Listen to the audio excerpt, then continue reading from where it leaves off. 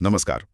आज हम अहमदाबाद में जो एयर इंडिया विमान हादसा हुआ उससे जुड़ी जो शुरुआती जानकारी है उस पर थोड़ी गहराई से बात करेंगे। हमारे पास एक रिपोर्ट है जो घटना का ब्यौरा देती है, तो कोशिश करेंगे समझने की कि इससे क्या मुख्य बातें निकल कर आ रही हैं। नमस्ते जी। वाकई बहुत ही दुखद और गंभीर घटना है ये।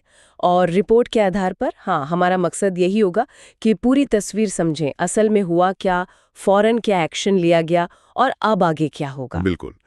तो शुरुआत करते हैं कि हुआ क्या था असल में।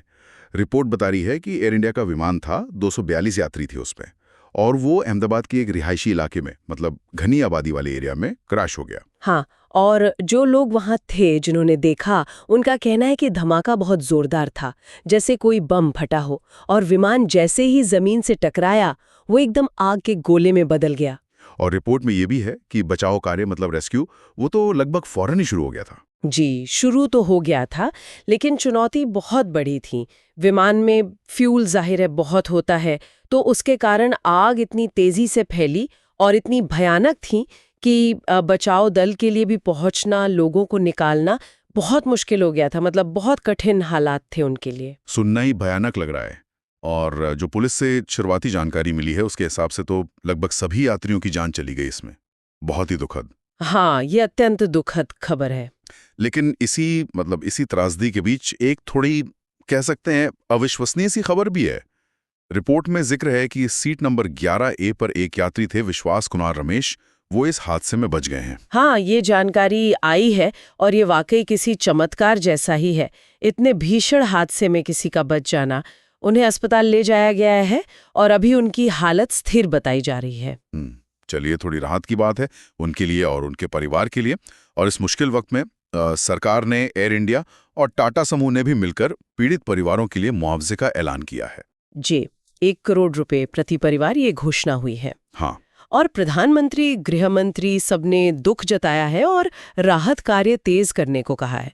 ये एक जरूरी कदम है प्रभावित परिवारों को फौरन कुछ सहारा देने के लिए। बिल्कुल सही कहा। और प्रशासनिक लेवल पर देखें तो प्रतिक्रिया तेज रही है। जी। जैसे सेफ्टी के लिए और जांच के लिए भी अहमदाबाद एयरपोर्ट पर फिलहाल सारी उड़ानें रोक दी गई हैं। अच्छा, तो फ्लाइट्स अभी बंद है वहाँ? हाँ, अभी के लिए बंद है। और रिपोर्ट में यह भी है कि यात्रियों को दिक्कत ना हो उसके लिए स्पेशल वंदे भारत ट्रेनें चलाई गई हैं। हाँ, ताकि लोग अपने डेस्टिनेशन तक पहुंच सकें। ठीक है। ये तो हो गई फौरी कार्रवाई और राहत की बात। लेकिन अब जो सबसे बड़ा सवाल सबके मन में होगा वो ये कि ये हादसा हुआ क्यों, आखिर क्या वजह रही होगी। बिल्कुल, और ये जानना बहुत जरूरी है। इसी के लिए अब एक डिटेल्ड जांच होगी। जी। डीजीसीए, मतलब हमारा जो सिविल एविएशन का रेगुलेटर है, वो और बोइंग जिन्होंने विमान बनाया था, दोनों की टीमें मिलकर जांच करेंगी।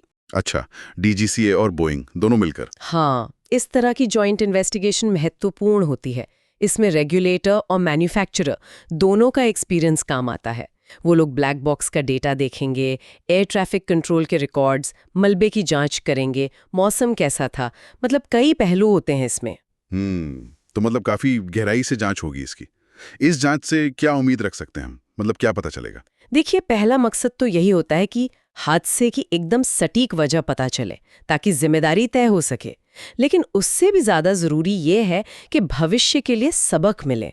हवाई यात्रा और सुरक्षित कैसे बनाई जाए।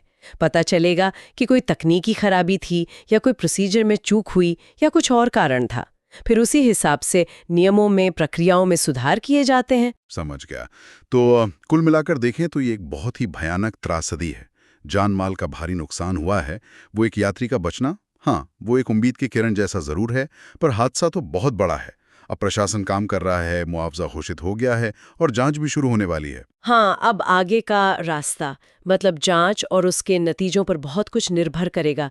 ये न सिर्फ पीड़ित परिवारों के लिए जरूरी है, बल्कि पूरे एविएशन सेक्टर के लिए भी, ताकि ऐसी घटनाएं दोबारा ना हो। सही बात है।